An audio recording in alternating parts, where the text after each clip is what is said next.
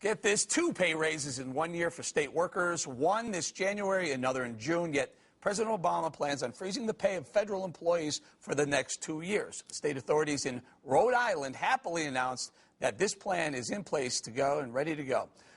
Wonder how the unemployed feel about this windfall. Let's ask Rhonda Taylor from Providence, Rhode Island, who lost her unemployment benefits 9 months ago. Rhonda, welcome back to the show. What do you think when you hear state workers in Rhode Island are going to get 2 raises this year? I mean, the economy's on its heels. People are out of work. What are your thoughts?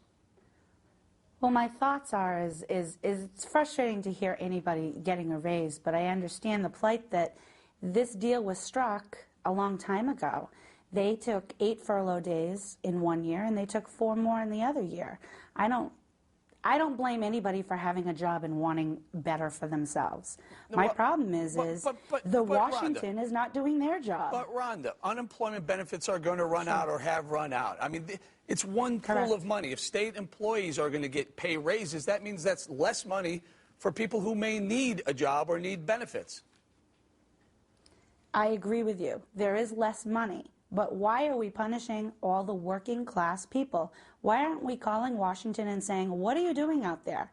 We've all waited 2.5 years for the economy to improve. It's not improving.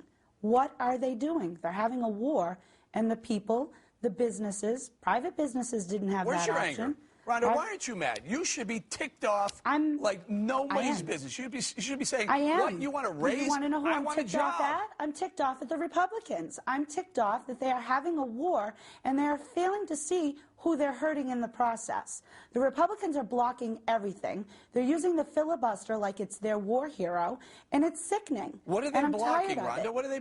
They're simply saying what we're haven't fine they with blocked in the extending last unemployment benefits. 2.5 years? Just pay for it. That's all they're saying. Pay for it first.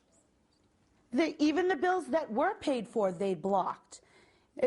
Mitch McConnell was on record yesterday as saying we will vote no on everything until such a time as the tax credit for the top 2%, everything until such a time as the tax credit for the top 2% is passed.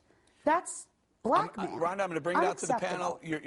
I guess you're a very forgiving person, because if it were me, Rebecca, for me, I'd be going crazy. Well, I don't understand why Rhode Island, okay, granted this was some sort of deal was made, remake the deal so that that 3% and that additional 3% can, rather than add to someone's income, go into new jobs. Bingo. New jobs. More jobs. More Tamara, what about this? Break the contract. I wouldn't say necessarily break the contract. Maybe renegotiate the contract. That's breaking the contract.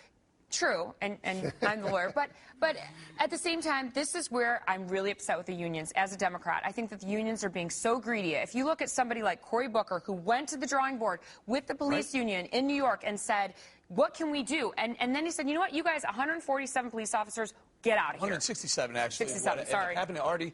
Tamara's right.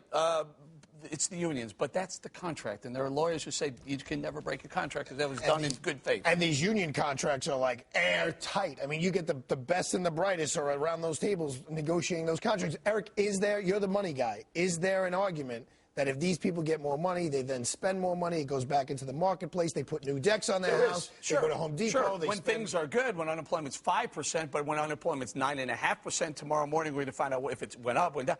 Rhonda, I got to go back to you.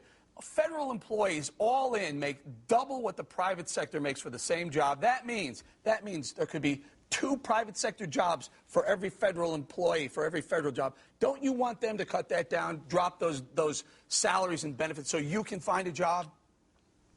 I don't want anybody's salary to be cut.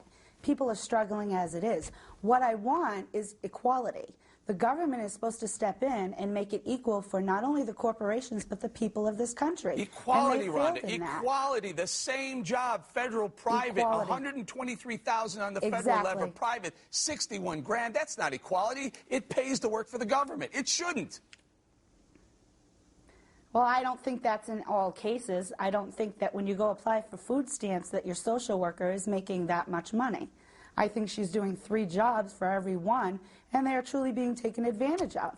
The budgets are so tight that people are overworked and underpaid. All right, listen, no Rhonda, matter private or I feel for you. I hope you get a job. If anyone has a job for Rhonda out there, Rhonda, I would simply say, get a little madder. get out there and go bang some doors and say, look, I'm done with this. I'm going to find a job, because this wishy-washy stuff can't be good for anyone. I'm going to say thank you to Rhonda Taylor. Wish you the best of luck. Coming up.